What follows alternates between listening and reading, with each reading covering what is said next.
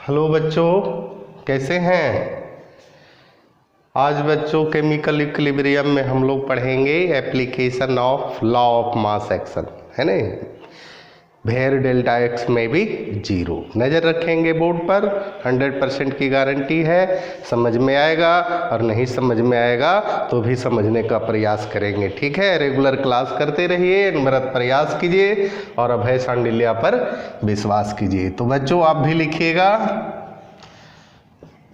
Application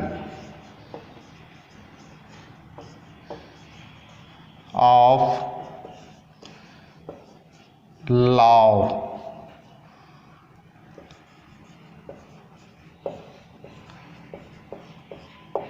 mass action, है ना, द्रव्यमान कार्य के नियम का उपयोग।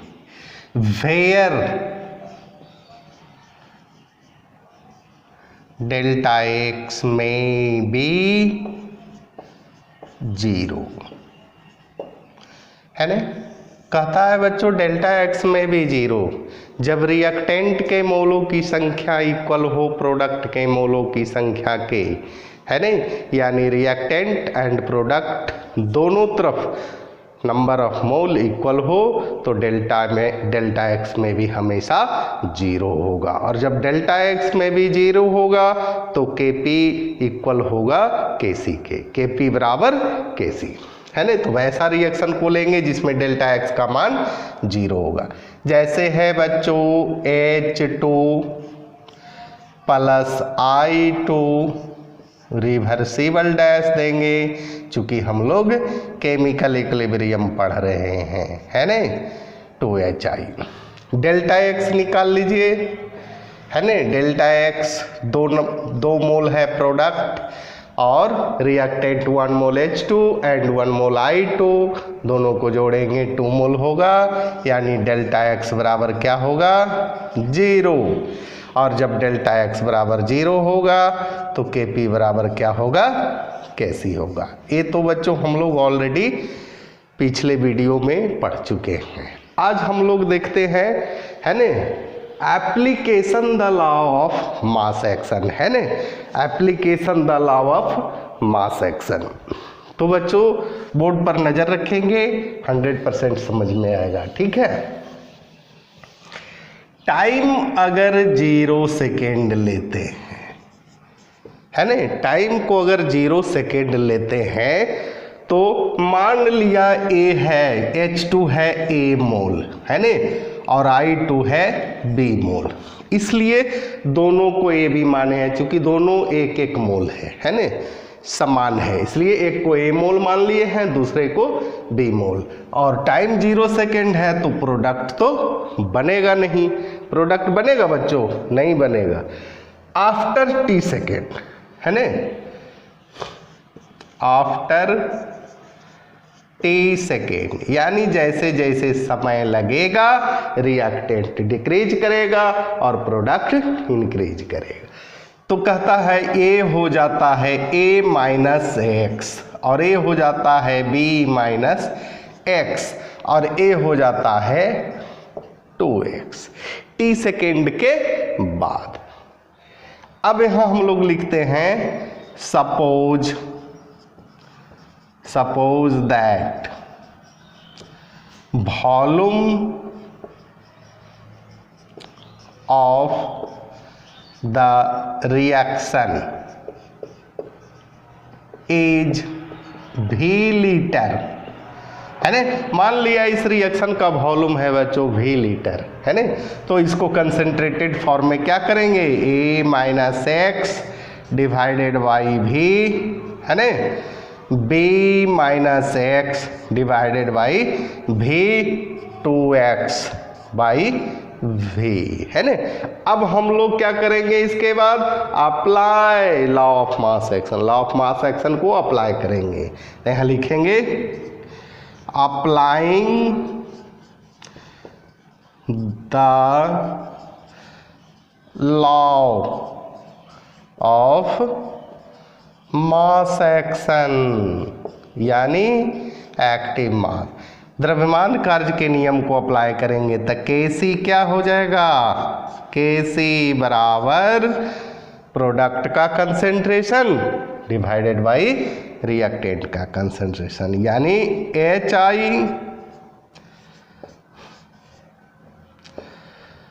2 मोल है, पावर में चला जाएगा H2 है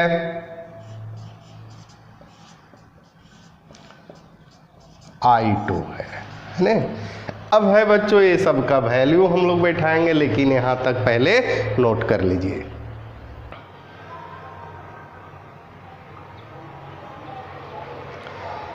अब बच्चों हम लोग KC बराबर निकाल लिए हैं। HI का value A minus x divided by V है, सब का H2 का मान है ना, I2 का B minus x by V, HI का 2x बाई V, सभी का वैल्यू को हम लोग बैठा के देखते हैं क्या होने वाला है ना।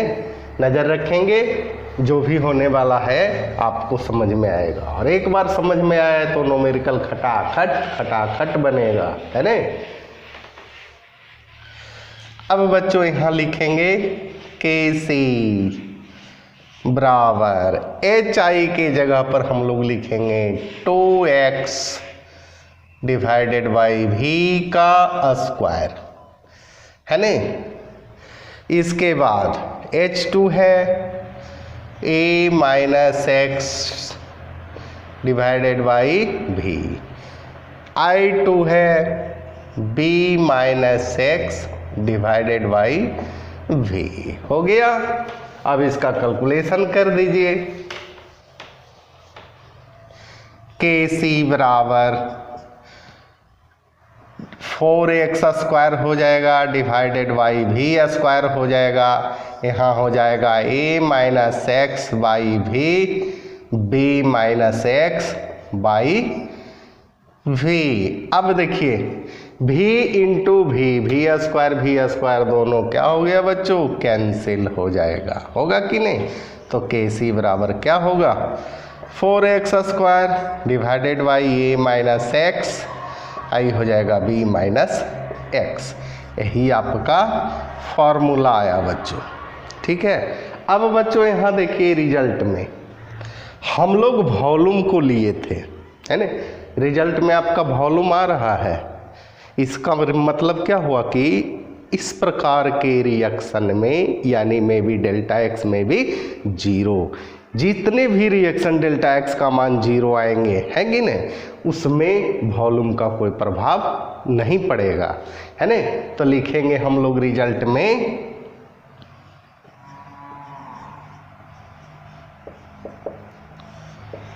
इन ऑल सच रिएक्शन, है ना, in all such reaction where delta x में बी जीरो, जितना भी डेल्टा एक्स का मान जीरो, वैसा रिएक्शन जिसमें डेल्टा एक्स का मान जीरो होगा, और जिसमें डेल्टा एक्स का मान जीरो होगा उसमें वॉल्यूम का कोई प्रभाव नहीं पड़ेगा। The volume is not affected on the equilibrium।